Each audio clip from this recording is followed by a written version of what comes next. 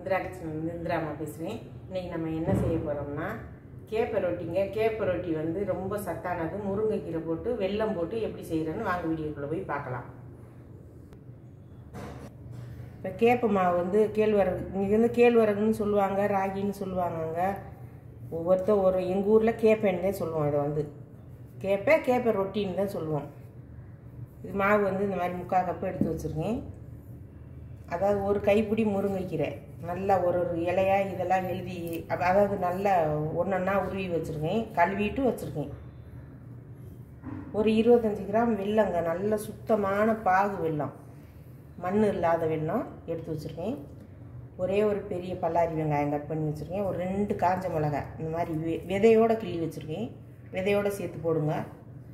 சீரகம் வந்து ஒரு 1/4 டீஸ்பூனு. உப்பு வந்து தேவையான அளவு எடுத்துக்கலாம். இப்போ வாங்க எப்படி செய்யலன்னு பார்க்கலாம்.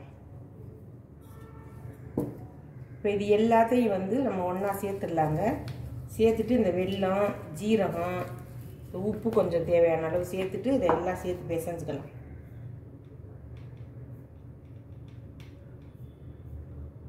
உப்பு வந்து ஒரு 1/4 டீஸ்பூன் சேர்த்துக்கோங்க. போட்டுட்டு இதெல்லாம் இந்த ஜீரகம், மிளகாய், வெல்லம் இந்த மாதிரி யாருமே செஞ்சுருக்க மாட்டாங்க. எங்கள் ஊர் சைடு இந்த மாதிரி செய்வோம். ரொம்ப சூப்பராக இருக்கும் எங்கள் ரொட்டி வந்து. இந்த மாதிரி சேர்த்து பிசைஞ்சு விட்டுக்கோங்க.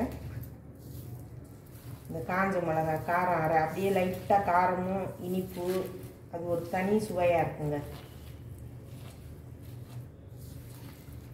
செஞ்சு சாப்பிட்டு பார்த்துட்டு எனக்கு கமாண்டில் யார் யாருக்கு இந்த மாதிரி சாப்பிடுவீங்கன்னு பிடிக்கும்னு சொல்லி கமாண்டில் சொல்லுங்கள். இந்த மாதிரி பாகு வெல்லம் வாங்கி நல்லா நசுக்கி வச்சுக்கோங்க. பாகு வெல்லம்னா நம்மளுக்கு பிசை இல்லைன்னு பாருங்கள், நல்லா வந்துடுச்சு பாருங்கள். இப்படி பிசைஞ்சிட்டு இதில் சேர்த்துடலாம். கிண்ணத்தில், எந்த கிண்ணத்தில் நீங்கள் சேர்த்து பிசையணுமோ அதில் சேர்த்துக்கலாம்.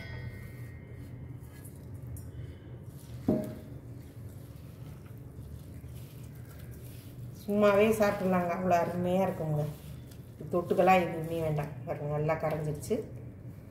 இப்போ வந்து இந்த மாவை சேர்த்துடலாம். கேழ்வரகு மாவு இதையும் நல்லா சேர்த்து விட்டுக்கணும். இப்படி 2 ரொட்டியை சாப்பிட்டு ஒரு செம்பு தண்ணியை குடிச்சிட்டு நம்ம ஒரு 4 முழுக்க இருக்கலாங்க. அந்த அளவுக்கு எனர்ஜி கிடைக்குங்க. இப்போ தண்ணி தெளித்து பிசைஞ்சுக்கலாம். அதாவது கட்டியாக பிசையக்கூடாது. நான் பிசைகிறேன் பாருங்கள், அப்படியே தளன்னு பிசையணும்.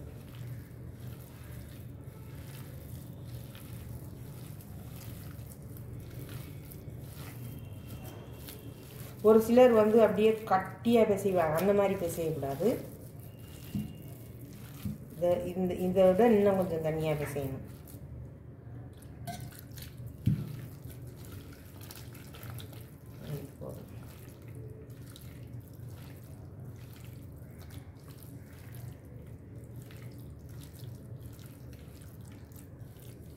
பாருங்க, இப்படி போட்டால் அப்படி போகணுங்க. இந்த மாதிரி தளன்னு இருக்கணும். இதே கரெக்டான பக்குவம். வாங்க இப்போ தோசைக்கல் காஞ்சிட்டு இருக்குது, நம்ம ரொட்டி சுட்டுறலாம். முருங்கைக்கீரை இனிப்பு ரொட்டிங்க. தோசைக்கல் நல்லா காஞ்சிடுச்சுங்க. நான் கடலை எண்ணெய் யூஸ் பண்ணுறேன். உங்களுக்கு என்ன பிடிக்குமோ அந்த எண்ணெய் யூஸ் பண்ணிக்கலாம். நெய் வேணுனாலும் யூஸ் பண்ணிக்கலாங்க. இந்த மாதிரி ஃபஸ்ட்டு எண்ணெய் கொஞ்சம் நல்லா தடவிடுங்க.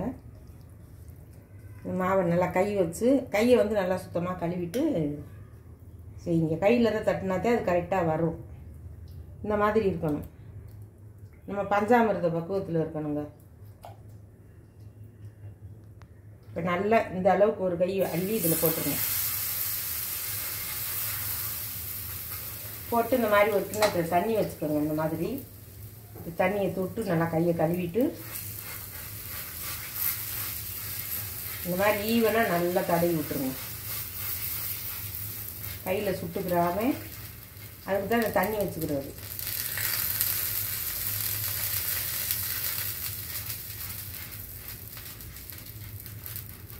பாருங்கள், இந்த மிளகா விதை, இந்த ஜீரகம், முருங்கைக்கீரை, வெங்காயம், வெல்லம் எல்லாமே இருக்குது பாருங்கள்.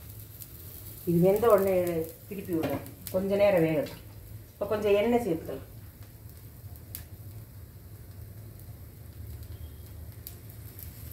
எங்கள் ஊர்லெலாம் வயலில் கேழ்வரகு அதாவது கேப்பெண்ணே சொல்லுவோம். அது வந்து அதை விளைஞ்சு நம்ம நல்லா சுத்தம் பண்ணி எடுத்துட்டு புது கேப்பையாக இருக்குங்க. அது வந்து அரைச்சோம்னா வெள்ளை வெள்ளையர்னு இருக்கும். மாவு வந்து இந்த மாதிரி கருங்கலராக இருக்காது. கடையில் வாங்கினதுனால இந்த மாதிரி இருக்குது. அப்போ சுட்டோம்னா வச்சுக்கோங்க, அவ்வளோ சாப்பிட அவ்வளோ ருசியாக இருக்குங்க. அப்படியே வேகட்டும், திருப்பி விடும்போது காமிச்சு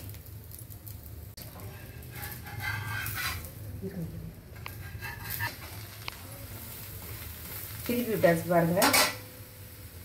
அடுப்பானல் வந்து கொஞ்சம் கம்மி பண்ணி வச்சுக்கோங்க. அப்படியே சிம்மிலேயே வச்சு வேக விடுங்க. எண்ணெய் வந்து நல்லா ஊற்றினாதே நல்லா டேஸ்ட் நல்லா கிடைக்கும். அது உறிஞ்சிடும். அந்த கேப்பை ரொட்டி வந்து நல்லா உறிஞ்சிடும். எண்ணெய் தெரியாது. ஊற்றி நல்லா வேகட்டும்.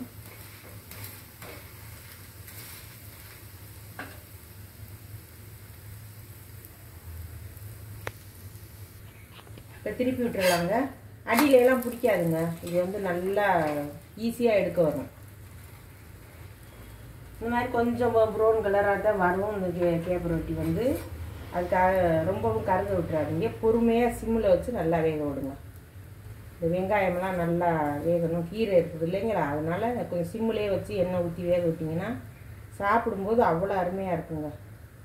இது தொட்டுக்கிறதுக்கு உங்களுக்கு வேணும்னா வந்து நம்ம இந்த அவியல்லாம் வச்சிங்கன்னா அந்த அவியலோடு வச்சு சாப்பிட்லாம். எல்லா காயும் போட்டு அவியல் பண்ணுறீங்கல்ல, அது சாப்பிட்லாம். தேங்காய் சட்னி வச்சு சாப்பிட்லாம். சூப்பராக இருக்கும். தேங்காய் சட்னி, கட்டி சட்னி வச்சு தொட்டு சாப்பிட்லாம்.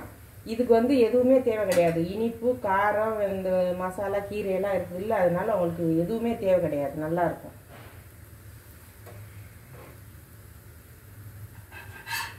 அவ்வளோதாங்க, நல்லா வெந்துருச்சு. இதே மாதிரி எல்லாத்தையும் சுட்டுட்டு நான் உங்கள்கிட்ட காமிக்கிறேங்க.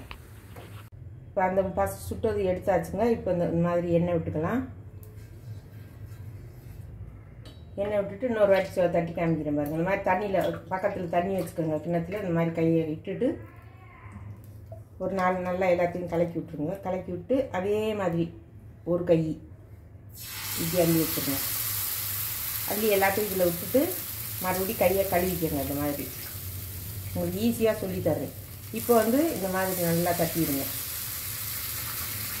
இந்த பின்னாடி விரல்லதே வச்சு தட்டணும். உங்களுக்கு எப்படி வருதோ இப்படி வேணாலும் தட்டுங்க. எப்படி உங்களுக்கு வருதோ கை சுட்டுக்கிறாம தட்டி விடுங்க. கையில் லைட்டாக ஒட்டுற மாதிரி இருந்துச்சுனாக்கா தண்ணியை தொட்டுட்டு தண்ணி இதுக்குள்ளேயே வடிச்சிருங்க. வடிச்சிட்டு இந்த மாதிரி தட்டிடுங்க. இது பாருங்கள், இந்த மிளகாயெல்லாம் தெரியுது பாருங்கள். மிளகா, வெல்லம்.